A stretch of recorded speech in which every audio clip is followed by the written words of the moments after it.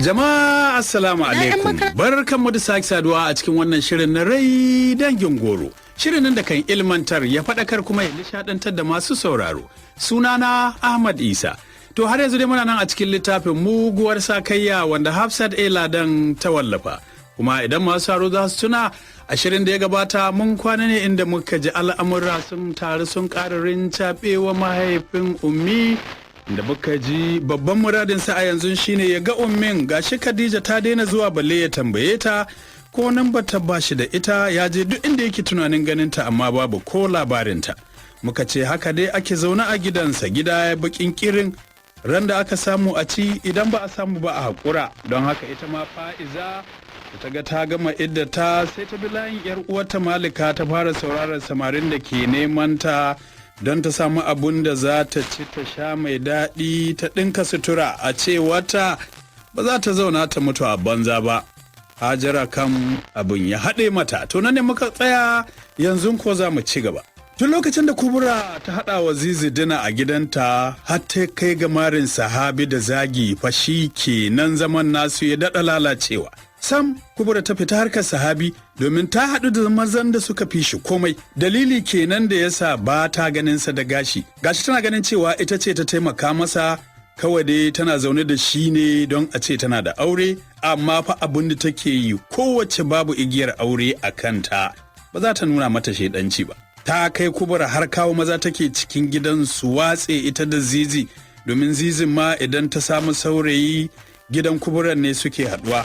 Don haka gida ko da yaushe ya zama na maza daga sahabi har inda ba su da ta cewa amma abin na matukar bakanta musu rai balle fa sahabi da ke da tsananin kishi kamar kansa zai tarwatse yana ji yana gani matarsa ta sunna tana kawo maza gidansa suna hira kuma duk shigar da ta ga dama ita take yi ba ruwanta da mazan da ke gurin bai ma fa ya zama sashen ta ba sai dai ya je can bangaren inna shi tagumi inna ma tagumi al'amarin ya fi karfin tunaninsu da ya yi wani yunkuri na rashin haƙuri sai inna ta ɗau fushi idan ta tuno da rayuwarsu ta baya ba shakka idan suka rabu da Kubura cikinta za su koma shi kan gabaki ɗaya na dama auren Kubura yake sai a yanzu yake tunanin ummi wani lokaci har idanunsa su kaɗa su yi jajir ba shakka ummi matar ƙware ce mai binsa da kyautata masa mai kiyaye haƙoƙin aure misalin 4 na yamma ya shigo gidan da yake ficewa yi da ya ga Kubura ta yi bakin maza 3 sai Zizi da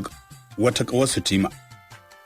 Don ma kada ya kwashi ɓacin rai sai ya fice, sai yanzu ya shigo. Kai tsaye sashen nasu ya nufa. Sai ga falon babu kowa, babu kuma hayaniyar kowa. Sai tsammanin ko Kuburan ta fice ne, a gaje yake ga kansa na ciwo, don haka ya nufi ɗakinsu na sama. A hanzarce ya buɗe ƙofar. Ai kuwa sai idanunsa suka hango masa mummunan abu domin kuwa Kubura ce da maza biyu suna aikata masha. Sai jikajinsa ya sara tamkar an soka masa mashi ya kame a tsaye illahirin jikin sarwa yake. Ya buɗe idanuwa cike da kaɗuwa da firgita kafafunsa suka gaza ɗaukar gangar jikinsa. Dole ya durƙushe jikinsa na karkarwa. Mazan biyu sun firgita kowa ya tsaya da abin da yake yi ita kuwa Kubura ko a jikinta ai sahabi bai san da ya kukan kura ya dira a gadon ba wani sabon karfi ya shige shi ya haɗa mazan ya musu yar guri ya wulla su kasan kafet ya damƙi Kubura ya shiga duka ya riƙe gashin kanta ya ɗaga ta sama ya kifa ta da ƙasa hankalinsa san baya jikinsa ya zara belt ya ringa zabga mata a haukace yana cewa baki isa ba Kubura wallahi kin yi kaɗan don me kika mayar da aure maza har biyu a gidan aure kan gadonmu na sunna wallahi kin yi kaɗan Kubura ihu take da ƙarfin gaske wanda ya janyo hankalin inna da ke sashenta ta sheƙo a guje lokaci tuni mazan sun arce na ta ɗora hannu aka tana cewa sahabi lafiyarka kuwa ka samu ciwon hauka ne Kuburan kake yi wa duka irin haka?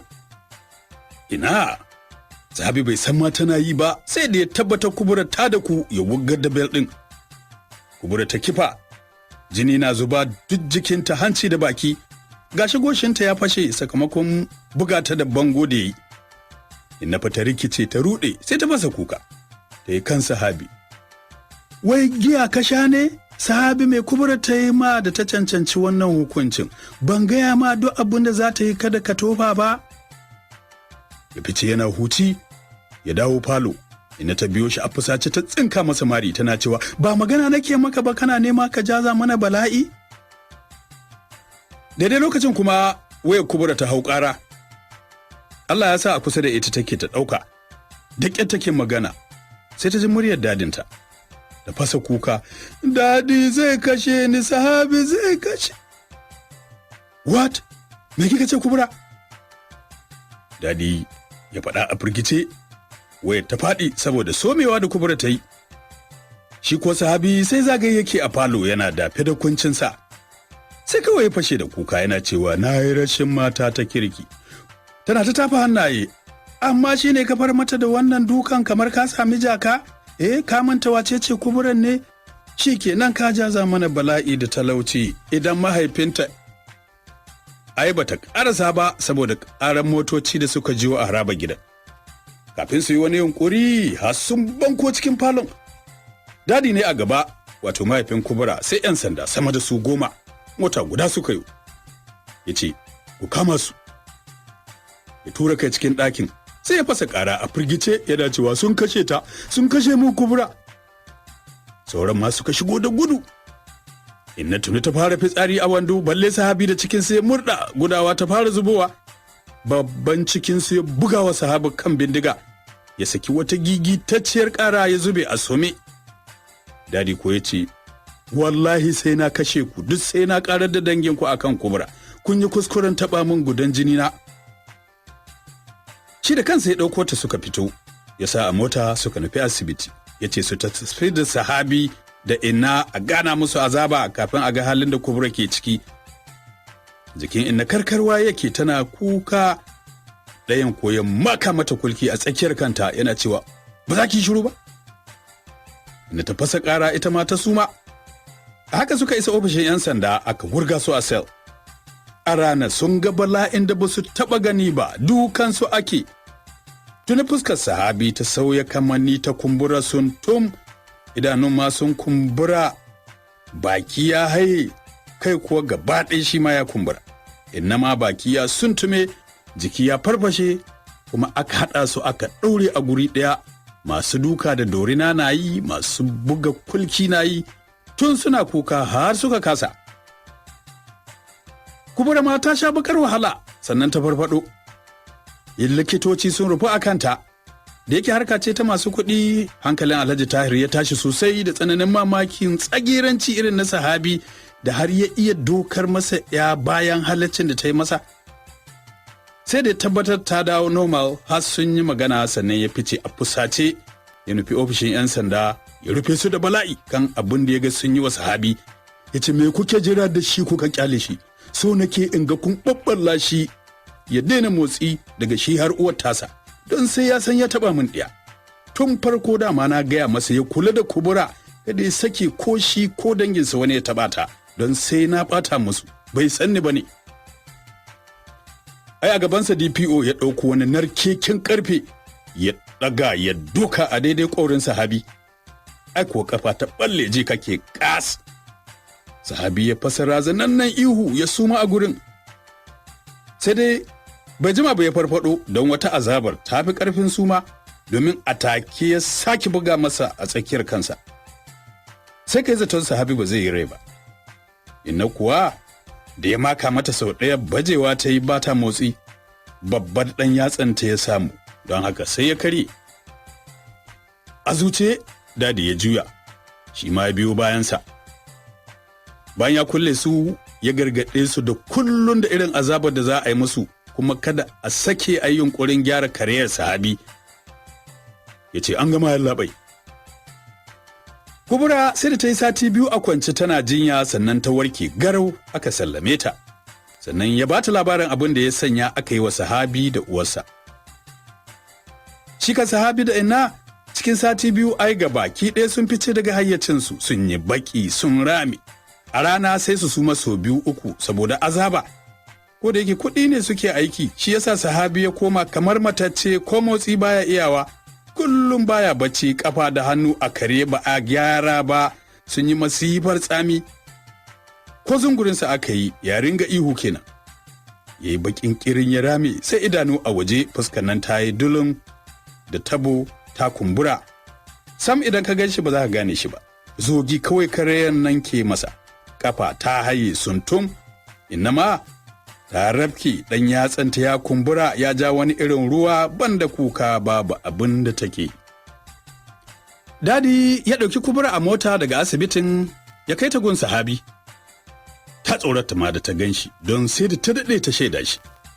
Riƙe hannun dadin tana murmushi ta ce, ka kyautata min dadi, hakan shi ya cancanci matsiyaci ɗan akuya.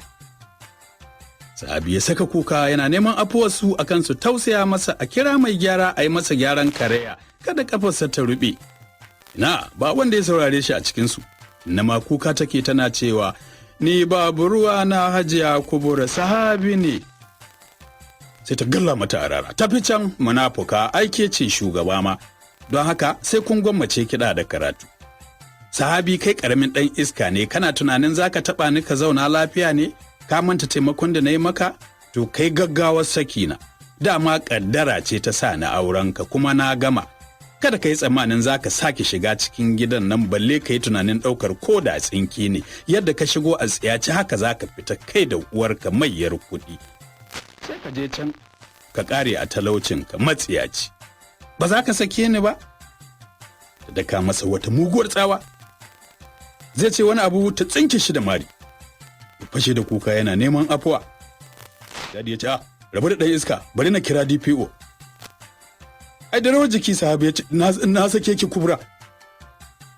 Da saki murmushi. Ka taimaki kanka. A ƙarshe zan sanar da kai abin da ya faru da Kabir, amininka da matarka Ummi. Ni ce na haɗa makircin, amma babu abin da ke tsakaninsu, saboda na raba ku ne na yi haka, kuma na yi nasara. Wawa kawai. Sai ta juya ta fice. Dadi ya rufa mata baya. Sahabi ya gwara kansa da bango yana kuka mai tsanani. Lalle ya yi babban kuskure. Da idon sai ya rufe, ya kasa tantance fari da baki. Ya kasa aiki da hankali, har ya biyo zuciya. Da shaidaniya kubura ta raba shi da matarsa da amininsa. Shi kam ya yi nadama auren kubura. Allah sarki.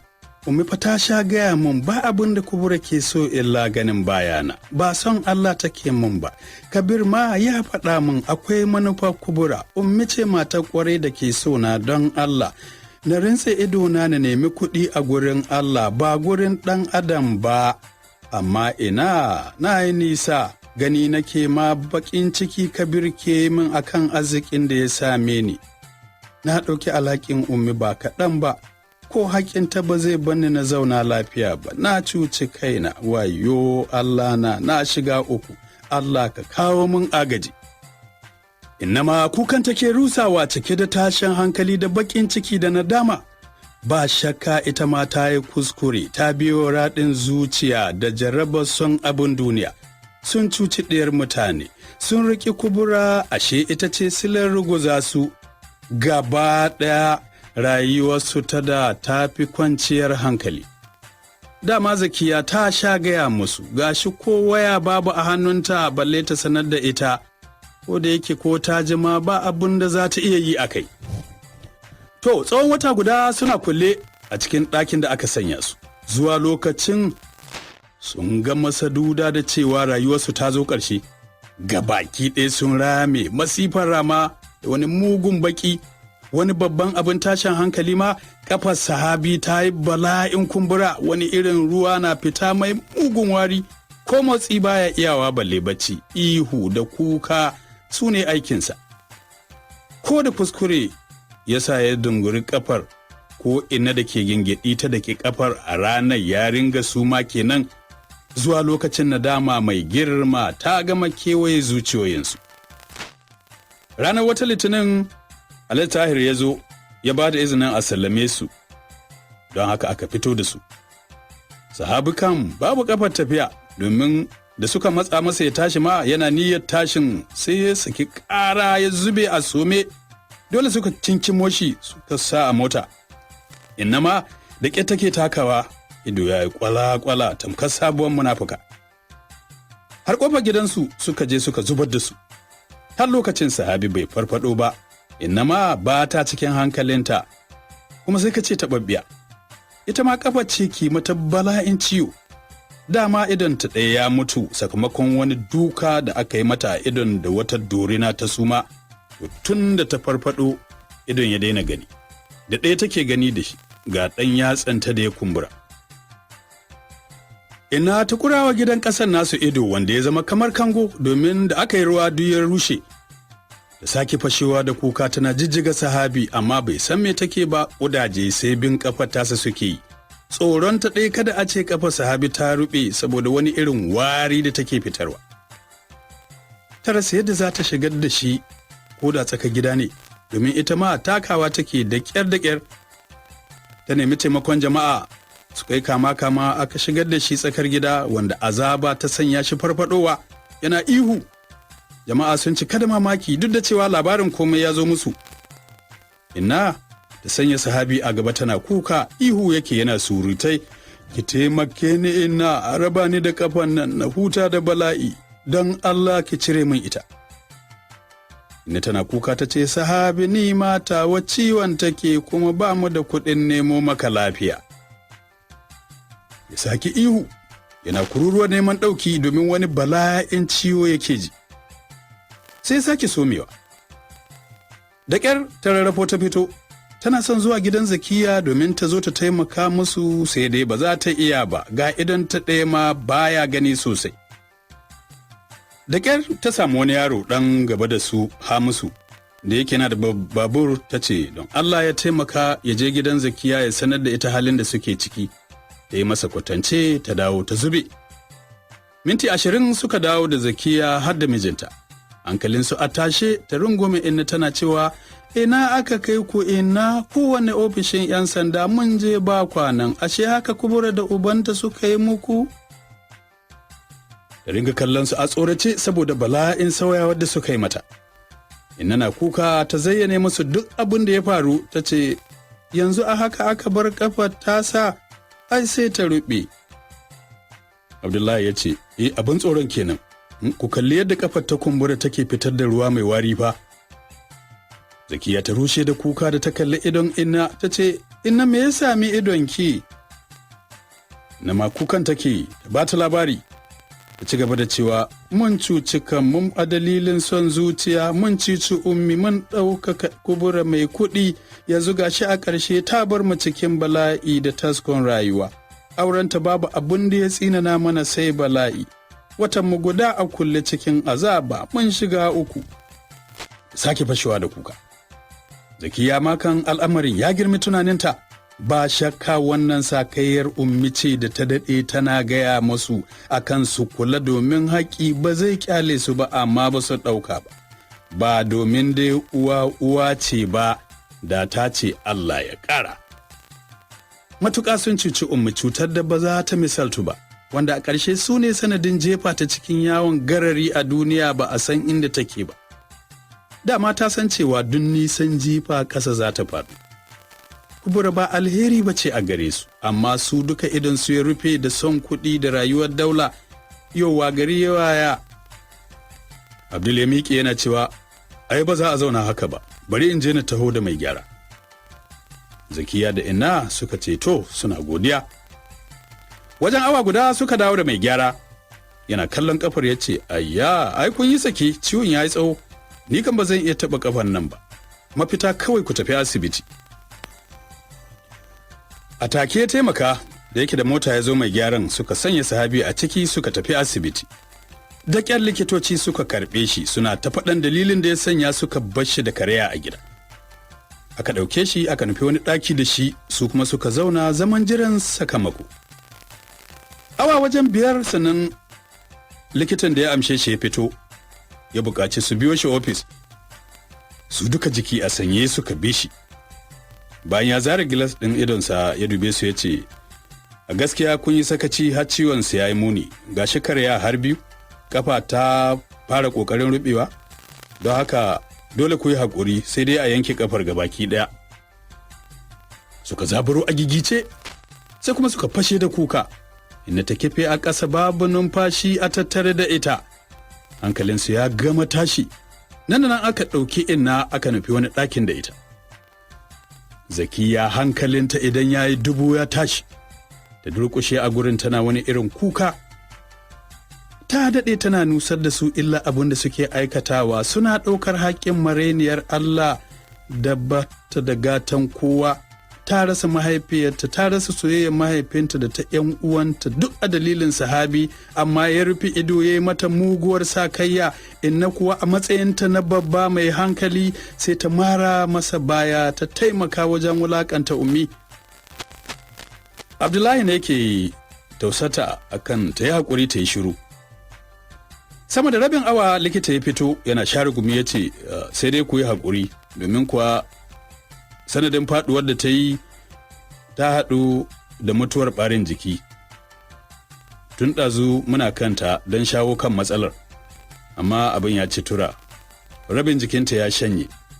Dama tana da hawan jini ne?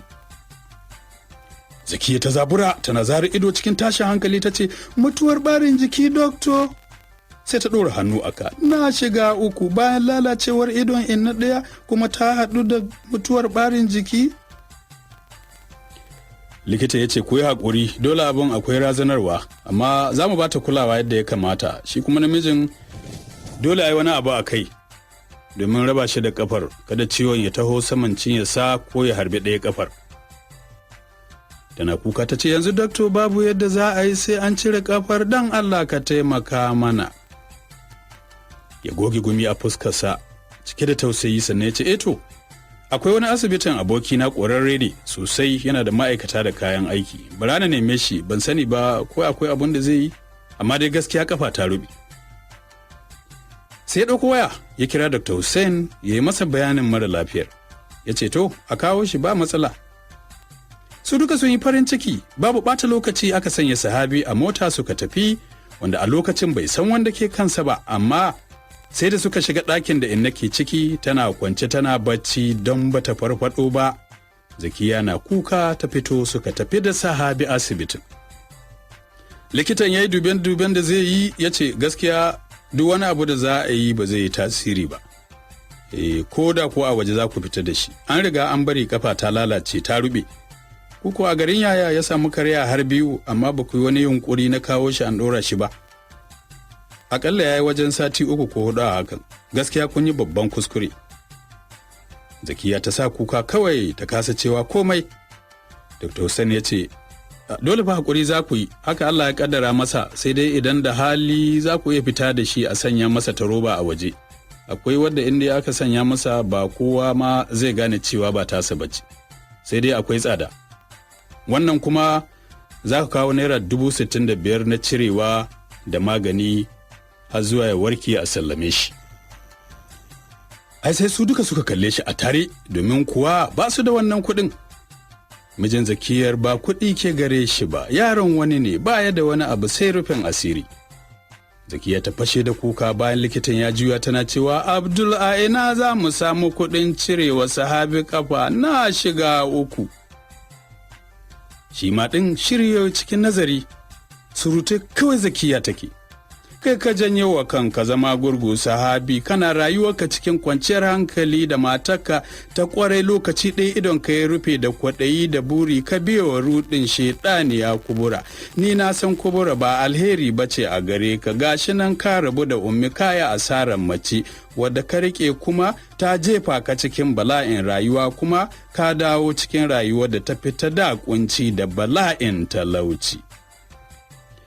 Tuma sauraro bari mu kwana a nan a cikin karanta wannan littafin muguwar sakayya wanda Hafsat Ladan ta wallafa a shirinmu na rai dangin goro. Sai mun ga sakonninku a kan lambar waya 081-366-32-048. Kamun zuwan shiri na gaba, naku Ahmad Isa.